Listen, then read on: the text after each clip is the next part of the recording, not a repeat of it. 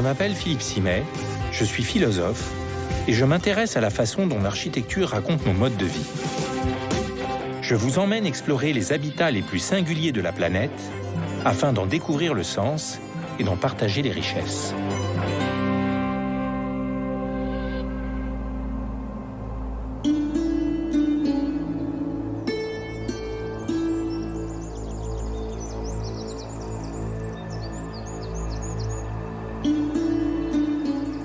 La province du Guilan, en Iran, est une région très verte qui contraste avec les étendues arides de l'intérieur du pays.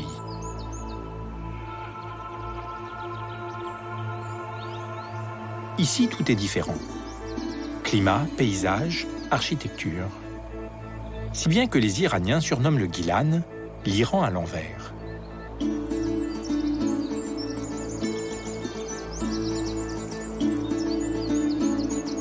Je me rends à Massouleh, un village situé à plus de 1000 mètres d'altitude, dans la chaîne de montagnes de l'Elbourz, au nord de la capitale, Téhéran. Massouleh a été construit dans cette zone à forte activité sismique, sur un dénivelé de plus de 100 mètres. C'est un village de 900 habitants à l'architecture singulière. Ses toits, tous reliés entre eux, sont des espaces piétons. Ils s'apparentent à des ruelles ou à des cours où les habitants circulent et se rencontrent. C'est cette organisation architecturale unique au monde que je viens découvrir.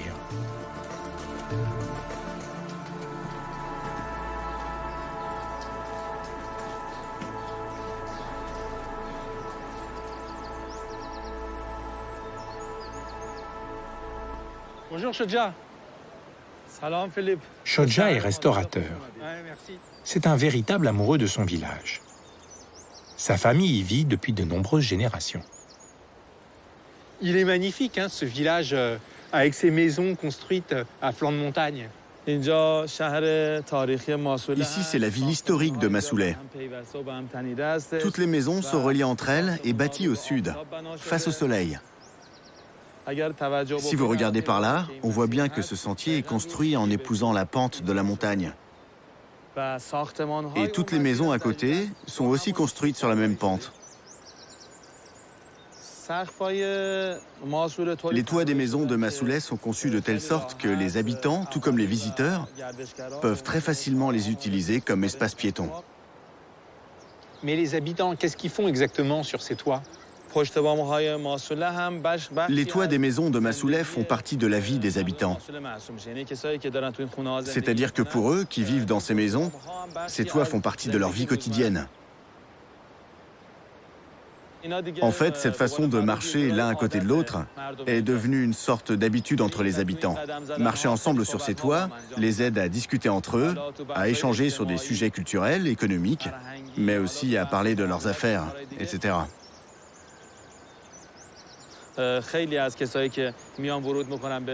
Très souvent, les visiteurs de Massouleh sont étonnés de voir que les habitants se retrouvent sur les toits pour se parler et discuter de leurs affaires. Alors ils se mettent aussi à marcher ensemble sur ces toits, font des allées et venues tout en contemplant le paysage.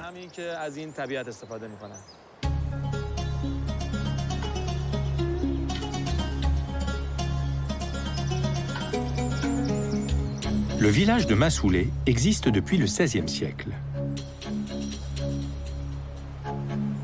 À l'intérieur, il n'y a pas de voitures ou d'autres véhicules. L'ensemble de l'espace est piéton.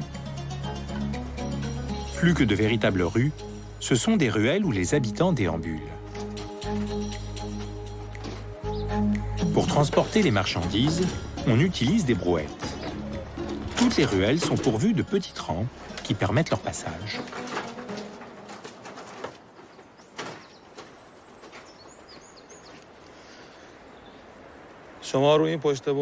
Regardez sur ce côté du toit.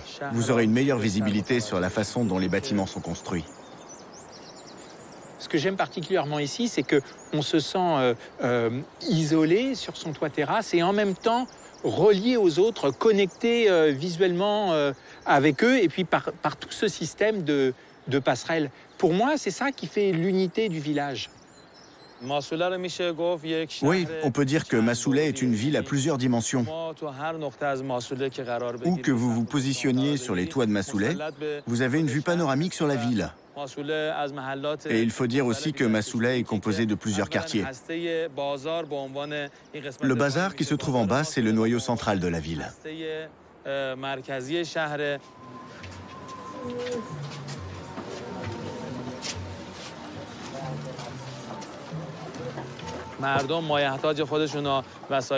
Les habitants s'approvisionnent tous au bazar. Et tout autour du bazar se situent les 4 quartiers. Chaque habitant est originaire d'un quartier et se sent très lié à celui-ci. On sait par exemple que moi, à Shodja, je suis originaire du quartier Assad.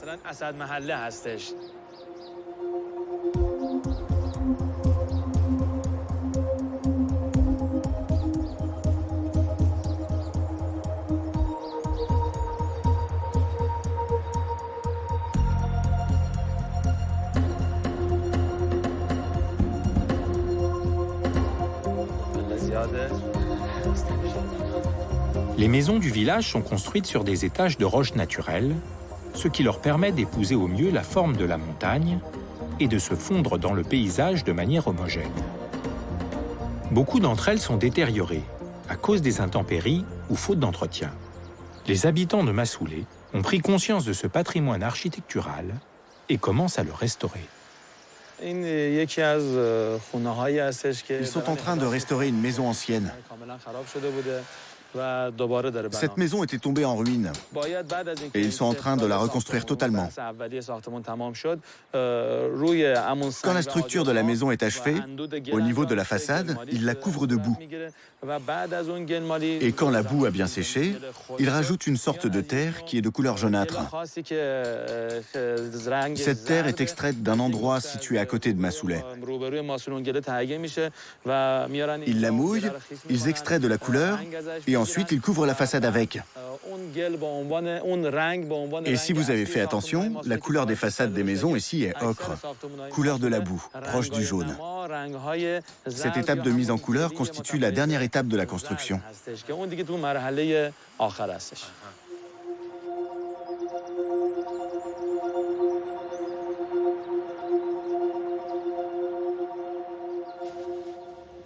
Entrez, je vous en prie. Merci. Ah.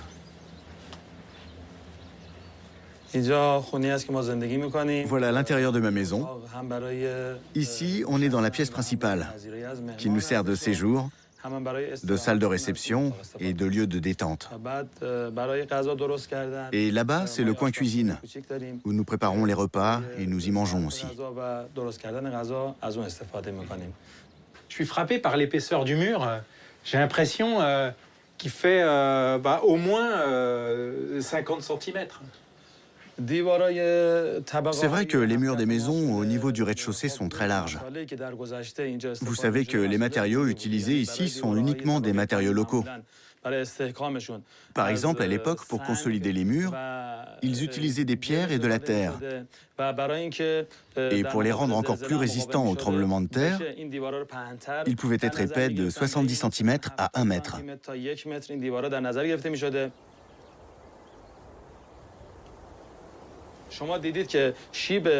Une autre particularité de l'architecture de Masouleh, c'est que la pente du village est située à l'arrière des maisons. En fait, c'est parce que tout le poids de la maison repose sur la montagne contre laquelle elle est adossée. D'une certaine façon, on peut dire que la montagne soutient la maison, ce qui la protège des catastrophes naturelles. Ces murs qui se situent dans la partie arrière de la maison sont donc adossés à la montagne. Ils sont appelés Koudivar, ce qui veut dire mur de montagne, et ils sont complètement soudés à la montagne.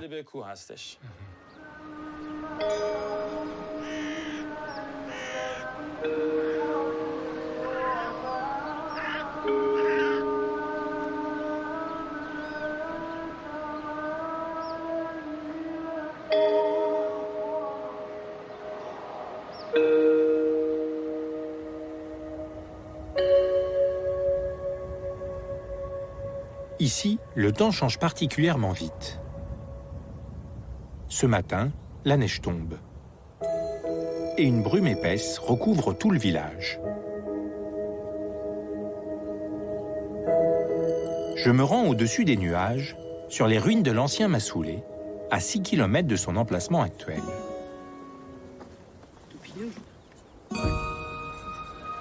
J'y retrouve Siamak, un jeune chercheur passionné par l'histoire du village. Le vieux Massoulé était situé sur la route de la soie, qui a été du IIe siècle avant notre ère jusqu'au XVIe siècle, le principal axe commercial entre l'Europe et l'Asie.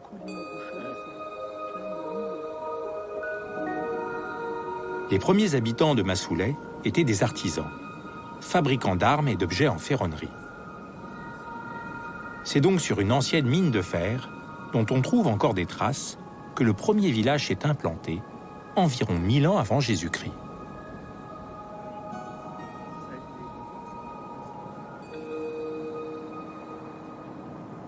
Là, tout en haut des montagnes, on est quand même assez isolé et on a du mal à concevoir que c'était un point stratégique. En fait, ce qu'il faut bien comprendre, c'est qu'elle était très bien située, sur un axe central, stratégique. Ils ont ainsi pu développer une grosse activité commerciale avec toutes les régions voisines. Et comme l'industrie minière était celle du fer, et que les régions voisines avaient besoin d'outils, les échanges commerciaux étaient principalement basés autour de cette industrie. Si ce village était placé à un endroit stratégique pour les échanges commerciaux, pourquoi on n'a pas reconstruit le nouveau village ici? La migration s'est faite en 2 temps. Une première migration s'est faite à cause d'une épidémie de peste survenue en 636. Et 4 siècles plus tard, vers 1012-1013, c'est un tremblement de terre important qui a secoué toute la région. Le vieux Massoulé a été touché par ce tremblement de terre et a été entièrement détruit. C'est ainsi qu'à cette période, tous ceux qui s'étaient installés ici se déplacèrent dans la vallée de Gamar, là où s'est bâti l'actuel Massoulé. Mais je me demande quand même pourquoi le nouveau village de Massoulé est construit directement à flanc de montagne. Le meilleur endroit pour s'installer et construire était donc la partie du milieu, car il faut savoir que la pente de Massoulé a une inclinaison de 60 à 70 degrés. Et avec le temps et l'occupation du site, les habitants ont compris qu'il fallait choisir ce genre d'architecture, car elle les protégerait des torrents et des tremblements de terre. L'architecture de Massoulé est un équilibre entre une architecture artificielle et une architecture naturelle. Je veux dire en harmonie avec le paysage, la pente de la montagne et les nombreuses sources d'eau alentour. Par architecture artificielle, j'entends les habitats construits par les habitants de Massoulé.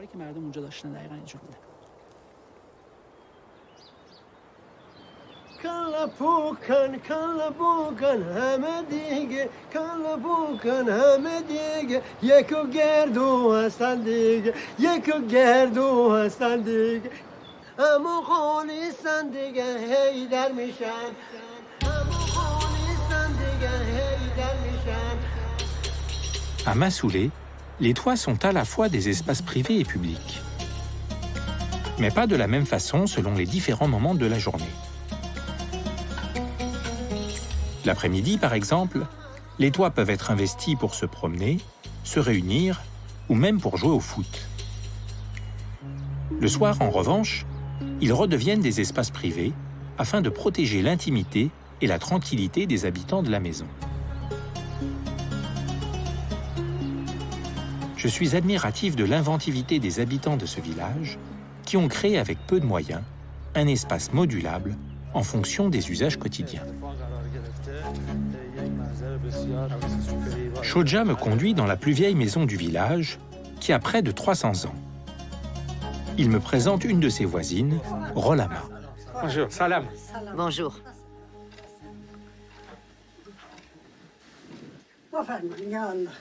Je vous en prie, entrez.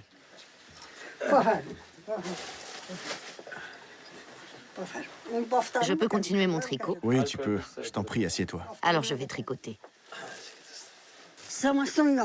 Nous avons 2 pièces ici. Une pièce pour l'hiver et une pièce pour l'été. et un coin cuisine, appelé en dialecte massoulais chogoum. Dans la pièce d'été, il fait plus frais et dans la pièce hivernale, il fait donc plus chaud.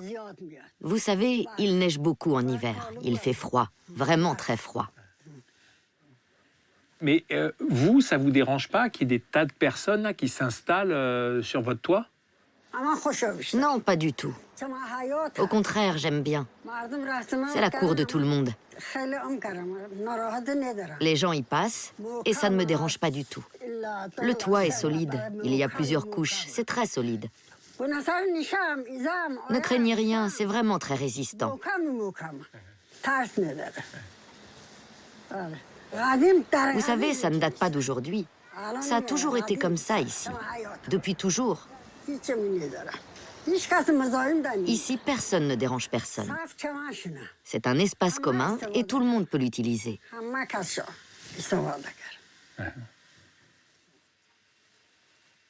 Servez-vous des gâteaux traditionnels de Massouleh. Ils sont faits maison. C'est moi qui les ai faits. Ah, d'accord, ben, je goûte celui-là. Hein, et Oui. j'adore les petits dessins dessus. Merci. Cette organisation là, du village qui est très particulière avec ces toits qui sont en même temps des rues, est-ce que ça facilite les relations entre voisins? On est tous amis. On n'a vraiment aucun problème entre nous. Aucun. En fait, ces toits communs font partie de notre architecture.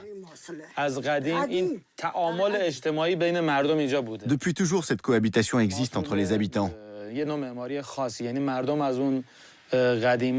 L'architecture de Massouleh a une particularité qui lui est propre.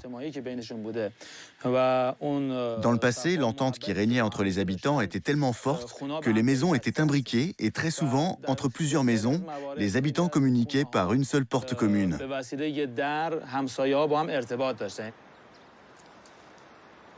En fait, vous ne verrez pas une maison détachée d'une autre. Toutes les maisons ici sont reliées par un mur commun. On peut donc dire que c'est une sorte de cohabitation amicale qui règne ici, dans le bon sens du terme, entre les gens de Massouleh.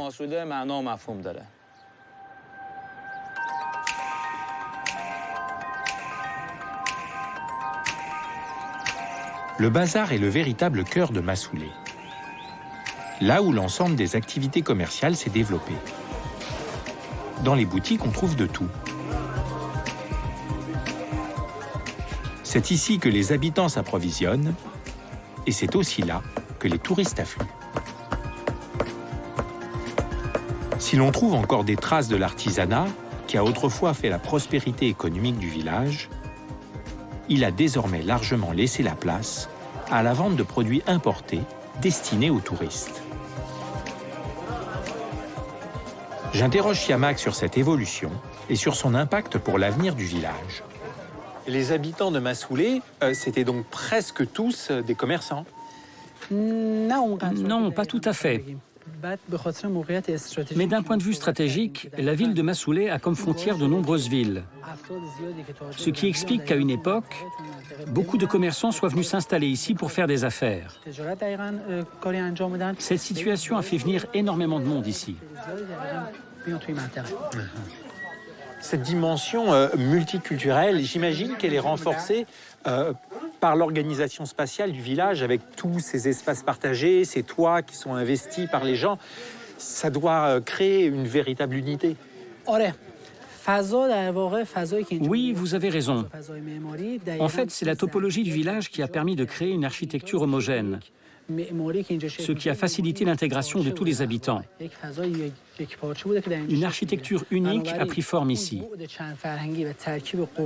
Donc le fait de partager les espaces communs du village a renforcé les liens entre les différentes populations venues d'ailleurs et les locaux.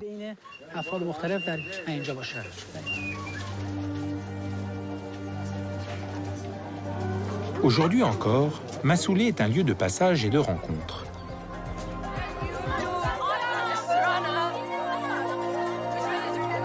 Les activités commerciales sont désormais tournées vers le tourisme et attirent notamment la jeunesse iranienne.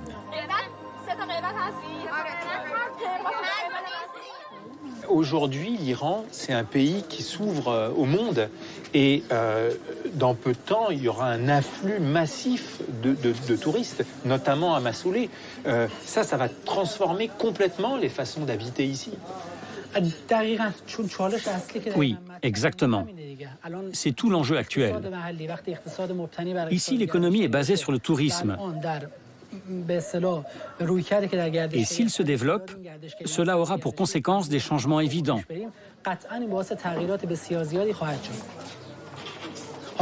Pour conserver le mode de vie des habitants, nous avons besoin de modèles.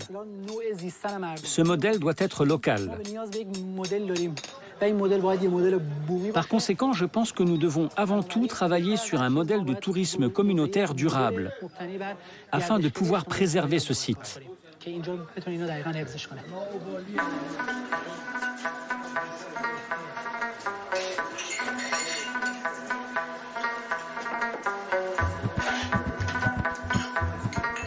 Le commerce marche bien, mais paradoxalement, le village se vide de ses habitants.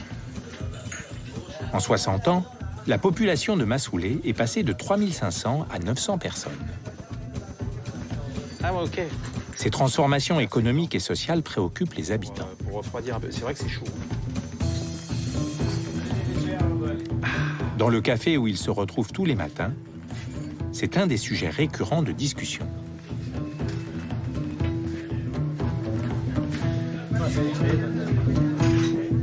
Il y a du monde là dans ce café. Est-ce que tous les gens, ce sont des habitants de Massoulé? Oui, la plupart sont d'ici. Mais il y en a qui viennent des villages voisins. Ce sont des ouvriers qui viennent travailler dans le village. Moi, j'ai toujours habité ici. Dans le temps, il y avait beaucoup plus d'habitants, mais maintenant, ce sont les visiteurs qui viennent. Ils font un tour et ils repartent. Mais les habitants de Massoulé sont plus très nombreux. Il y a beaucoup de gens qui sont partis travailler ailleurs, mais les maisons, elles sont toujours là. Alors, est-ce que ça a affecté la transformation du village? Depuis longtemps, vous savez, la ville de Massoulé est une ville historique de notre pays, qui se situe au niveau des sites inscrits au patrimoine historique du monde. Le dossier est en cours de préparation pour pouvoir l'inscrire à ce patrimoine historique mondial. On ne peut pas modifier le village comme on veut. Il y a des contraintes si on veut le développer. En fait, vous êtes dans une situation paradoxale parce que d'un côté, la protection du patrimoine architectural de Massoulé, ça permet des revenus qui sont liés au tourisme, mais d'un autre côté, ça freine ou ça fige complètement la transformation spatiale du village. On peut dire qu'une page s'est tournée et le mode de vie des habitants a changé. Pour préserver les sites historiques, il y a des contraintes strictes à respecter. Et peut-être qu'entre la sauvegarde de la ville historique et la vie quotidienne des habitants, il y a des vraies difficultés.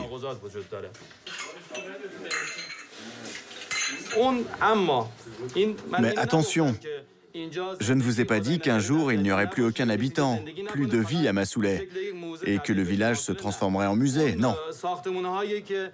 Dans toutes les maisons existant à Massoulé, il y a encore de la vie. Les habitants ainsi que la mairie de Massoulé reconnaissent que le village appartient non seulement aux gens d'ici, à l'Iran tout entier, mais aussi à l'ensemble de la communauté internationale. Et cela grâce à son architecture particulière et légendaire.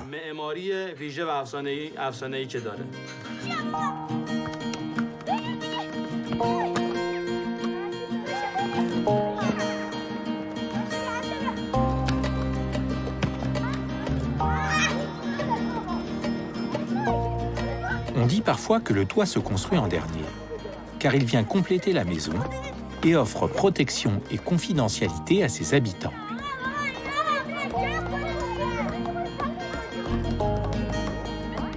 Ici, au contraire, les toits sont au cœur de la vie villageoise. Tour à tour public et privé, ils tissent le lien qui unit les villageois entre eux et sont le symbole de l'ouverture grandissante de Massoulé au monde.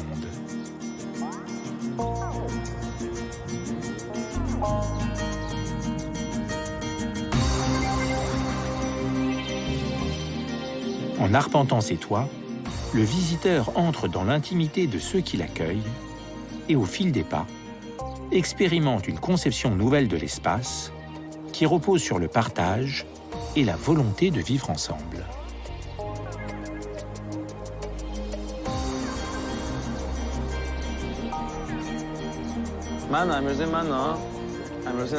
Vas-y, sers-toi. Je goûte un petit gâteau. Ils ont tous l'air très bons. Mais je vais goûter celui-là. Je goûte celui-là. Ah ouais, c'est au sésame. C'est au sésame. Ah ouais, c'est bon. Ah, tout le monde les aime, hein, ceux-là.